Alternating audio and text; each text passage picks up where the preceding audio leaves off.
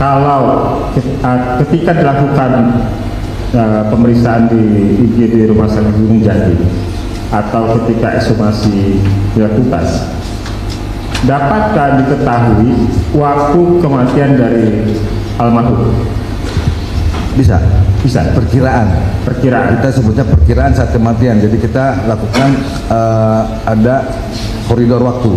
Perkiraan saat kematian antara sekian hari atau di bawah sekian hari sampai sekian hari, atau antara sekian jam sampai sekian jam sebelum pemeriksaan. Biasa kalimatnya seperti itu. Iya. Bisa. Apakah perkiraan itu juga bisa dilakukan atau menjadi standar ketika dilakukan visum di Rumah Sakit Gunung Jati? Harusnya. Perkiraan saat kematian atau saat kematian pada pasien rumah sakit itu pasti dituliskan. Pasti dituliskan. Semestinya dituliskan, ya. Karena misalnya ada seorang pasien datang ke IGD dilakukan penanganan, selanjutnya dalam penanganan terjadi perburukan keadaan dan tak terselamatkan misalnya, ya, itu akan dicatat meninggalnya jam sekian. Ya, tadi kami spesifik pertanyaan kepada almarhum Muhammad Rizky Rudiana. Ya. Karena Muhammad Rizky Rudiana ketika ditemukan di pre-oper talun ditemukan sudah dalam keadaan tidak bernyawa. Ya.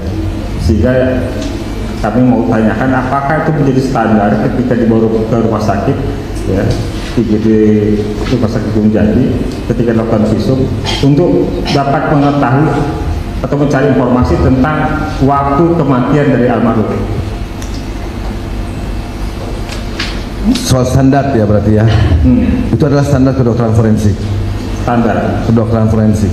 Tapi kalau yang periksa bukan atau kaitannya dengan kedokteran forensik atau bukan dokter forensik atau di IGD, kadang-kadang itu suka terlewatkan. Ya, kadang-kadang itu suka terlewatkan. Karena kalau kita bicara perkiraan saat kematian, kita harus melihat tanda-tanda proses kematiannya. Ada tidak kaku mayat, ada tidak lebam mayat, ya, ada tidak perubahan-perubahan pada kulit dan selanjutnya. Nah, itu harus dicatat dan diperiksa dan dicatat. Kalau itu dilakukan ketika proses ekshumasi, apa yang bisa dimunculkan soal waktu kematian? Apakah hari atau sampai dengan jam? Kalau ekshumasi artinya kan sudah lebih daripada sehari, 2 hari atau bahkan sebulan gitu ya. Kalau di perkara ini 10 hari. 10 hari. Artinya yang nanti akan dinilai adalah perubahan pada tubuh. Ya. Perubahan pada tubuh korban saat diperiksa, perubahannya sudah seperti apa. Disandingkan nanti dengan teori ilmu tanatologi kita sebutnya itu, atau ilmu perubahan saat orang sudah mati, apa aja yang berubah dan berapa lama perubahan-perubahan itu akan disandingkan seperti itu. Iya, dari perubahan-perubahan yang tadi ahli sampaikan itu bisa menunjukkan soal waktu kematian itu merujuk pada apa? Hitungan hari kah atau sampai dengan jam? Kalau ekshumasi nggak sampai jam, hari. Oh, jadi hitungan hari mundurnya ya. Apakah dari kegiatan kedokteran forensik ya terhadap korban yang meninggal dapat diketahui luka-luka yang terjadi akibat kecelakaan lalu lintas dan atau luka-luka yang diakibatkan oleh kekerasan atau penganiayaan? Ya, tentunya secara pemeriksaan atau secara keilmuan ya, kita memiliki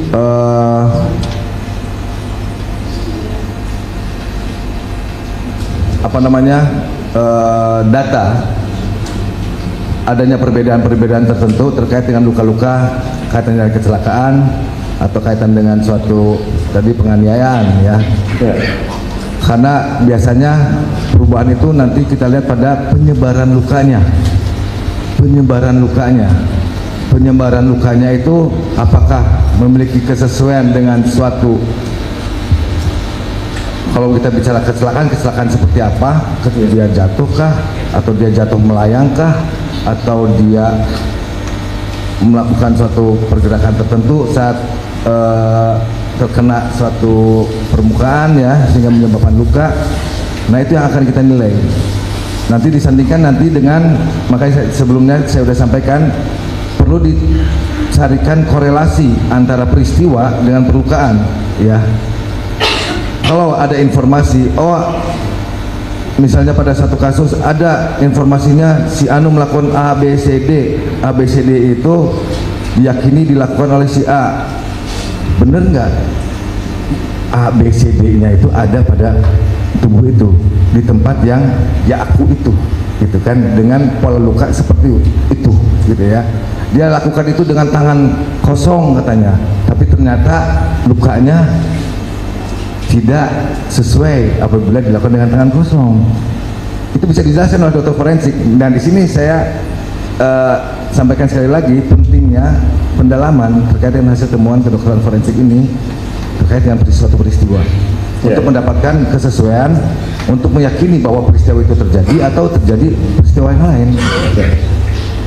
Bisakah ahli memberikan analisis atau identifikasi terhadap foto korban? Bisa kita mohon izin satu penunjukan foto.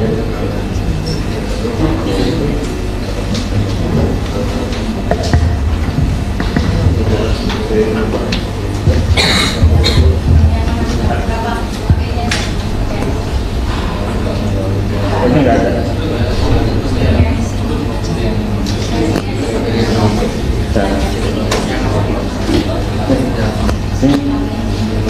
Foto nunjukin aja. Iya.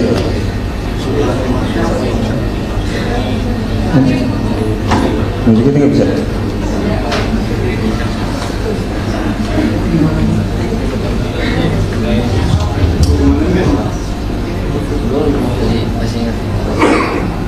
Ya ini enak aja waktu.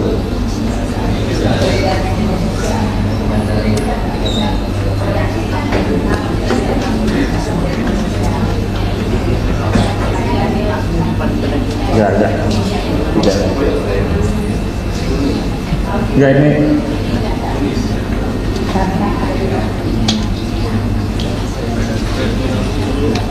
Ya, oke. Ya. Ya, ini. Ya. Ahli. Dari keterangan yang ada dan juga sudah disampaikan bahwa ada patah di tangan. Ya.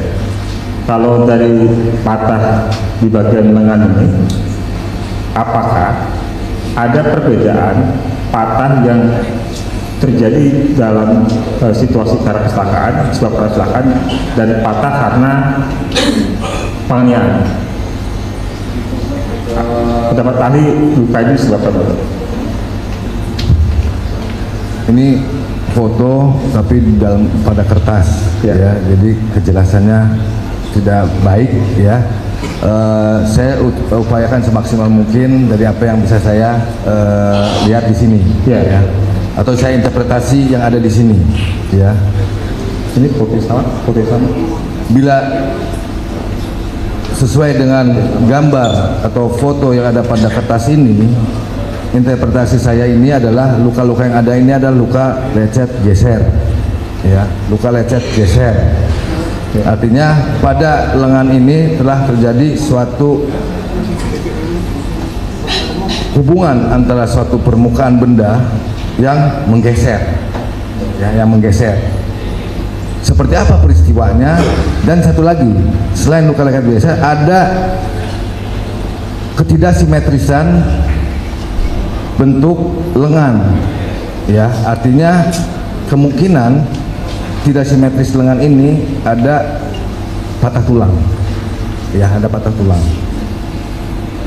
Pertanyaannya adalah apa yang menyebabkan gesekan pada permukaan kulit dan sampai patah tulang?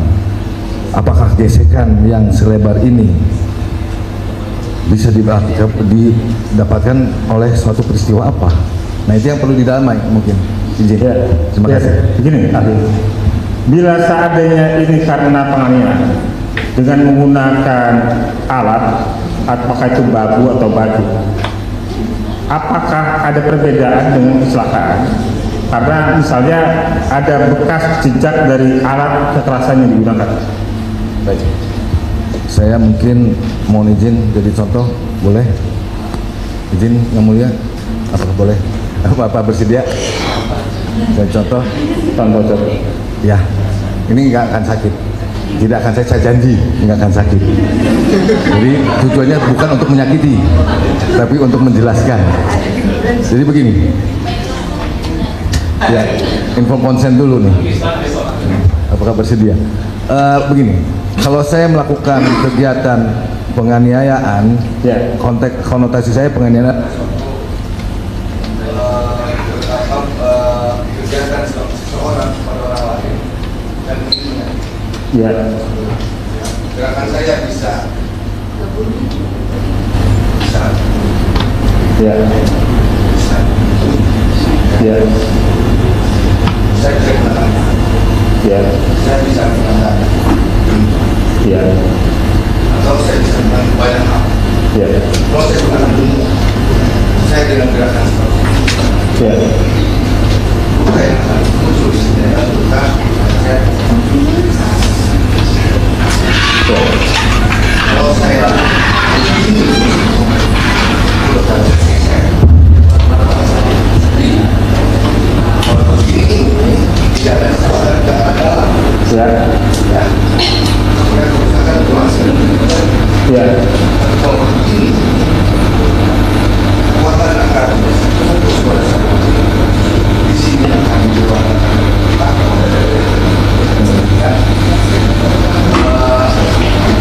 Kedalamannya juga akan merusak dan mampu bila kekuatan itu akan merusak tulang di dalamnya. Oke. Luka yang ada di atas di permukaan akan sejajar dengan kerusakan pada tulang. Ya. Pertanyaan ahli, apakah dari gambar ini nampak ada luka lecet tekan?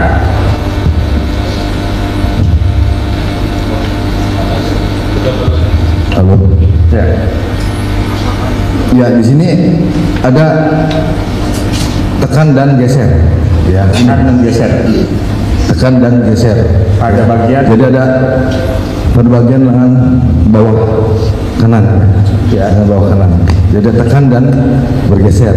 Ya. Ya. Di sini ada kemerahan. Ini karena ini pengamatan dari foto dengan kualitas seperti ini ya. Ya.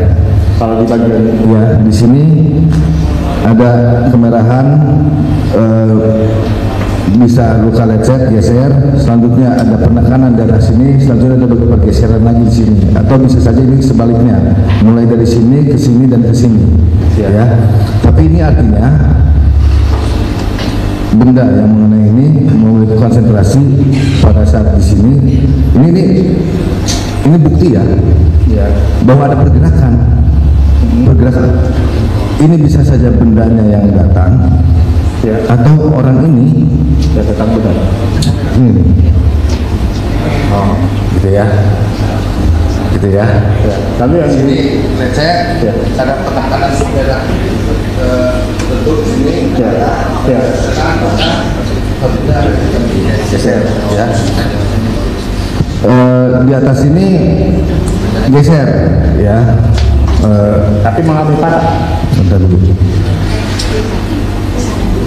Ya, ini penampakan saat ini ya. Ini ada kemerahan ya, Pak. Ini bisa saja luka lecet geser. Kalau dari kualitas seperti ini, saya tidak menjamin bahwa ini seperti itu. Dari laporan yang ahli baca, apakah ada patah di bagian? Ada. Ada. Artinya tadi ahli sampaikan ada dua patah di sini. Ya. Ada dua patah. Ya, betul. Di sini apakah terlihat luka apa tadi? Tekan. Luka tekan? Nggak ada. Nggak ada. Nggak ada. Oh, ada patah tapi tidak ada luka tekan di bagian apa nih? Lengan. Ya. Ya. Oke. Kalau di bagian dagu, apa yang saudara saksi bisa jelaskan? Ada luka lecet tekan. Ya, ini. Tapi ini begini ya, kalau kita forensik nggak begini cara motretnya, ya. Ya. Jadi nggak boleh tuh dari begini gitu ya, harus tegak lurus, ya. Jadi kita bisa melihat secara baik. Nah kalau ini sesuai kualitas, saya hanya bisa menyampaikan kemungkinan ini ada luka lecet tekan dan ada luka lecet geser juga pada daerah rahang bawah, kemungkinan pada rahang atas juga, ya. Majelis Hakim boleh kami lihat tempat yang lain, foto yang lain, yang lainnya yang almarhum bukan ada foto tadi yang tadi. Ya satu lagi, ya bukan yang ibu yang lapor. Sebentar, ya saya tak supaya kita ngobrol apa. Oke. Setidaknya diketahui bisa jadi konsultasi acara, tapi setidaknya oke. Ya saya ya oke. Jangan ya begini. Ya jangan. Ahli, ada keterangan saksi pada perkara 3 dan 4 yang menyatakan melihat almarhumah roknya tersikat dengan sana dalamnya turun atau tidak melorot atau tidak rapih sebagaimana tempatnya. Ya. Dan ada keterangan saksi yang kita dengarkan dengan sumpah kemarin menyatakan bahwa almarhum di hari H naasnya itu sedang mengalami menstruasi haid. Ya. Tapi kalau kita melihat foto ini, ya, antara keterangan saksi yang menyatakan bahwa secara dalam tidak pada tempatnya itu dan foto ini dalam keadaan haid tadi, terlihat bahwa tidak ada darah di celana dalam korban. Pertanyaan saya, pada orang yang sedang mengalami haid dan kemudian celana dalamnya tidak pada tempat semestinya, bagaimana penjatuhan darah itu? Apakah punya potensi untuk mengotori celana dalam? Baik, terima kasih pertanyaannya. Berarti kita berasumsi ya. Ya. Andaikan orang yang sedang haid, celana dalamnya diturunkan. Berarti sebelum diturunkan, celana dalam itu menempel pada sekitar kemaluan, ya kan? Artinya pada celana dalam itu kemungkinan kita bisa temukan darah. Ya. Selanjutnya, kalau saat yang bersangkutan memang sedang haid, tentunya cairan haidnya itu atau darah haidnya itu bisa saja keluar. Ya, mungkin seperti itu. Ya, di fotonya kita lihat bahwa celana dalamnya masih ada di. Ya, ini kan karena dari luar ya. Kita ngelak ke dalamnya. Oke. Ya. Oke, terima kasih. Ya. Yang ya satu pertanyaan buat dokter ahli. Ini kan ada 3 lokus tempat. Tidak masuk di lokum, tapi menyangkut kematian dulu. Silakan. Ya.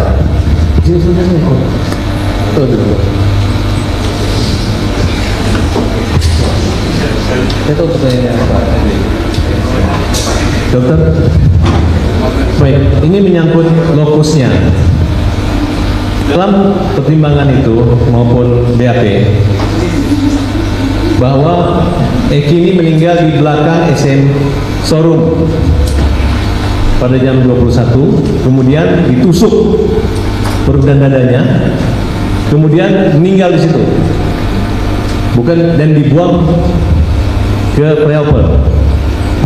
Nah, pertanyaan kami, pengalaman, kalau melihat foto yang tidak ada di sini, dari foto yang dimiliki oleh jaksa dan polisi, kalau dari hasil olah TKP, darahnya maupun yang body itu meninggalnya di TKP. Pertanyaan kami, apabila CE kini ditusuk di belakang showroom kota Cirebon tersebut, ya, sebanyak apa darah yang bisa keluar di showroom tersebut? Sebanyak tusukan itu dalam berapa lama? Karena pada kenyataannya mayat Eki ini darahnya semua tercurahnya di lokasi kejadian kecelakaan. Itu yang diproses teman saya, yang Ibu Hakim tidak ada gambar di situ. Tolong dijelaskan. Baik, terima kasih. Mungkin sebelum saya jawab secara spesifik, saya dapat sampaikan pada pemeriksaan dokter spesialis forensik saat ekshumasi, ya khususnya, tidak ditemukan luka tusuk. Tidak ada luka-luka yang mengindikasikan luka tusuk, ya, atau luka akibat pada eki ya, yang mengindikasikan akibat kekerasan tajam. Itu satu. Kedua, kalau kita berandai bahwa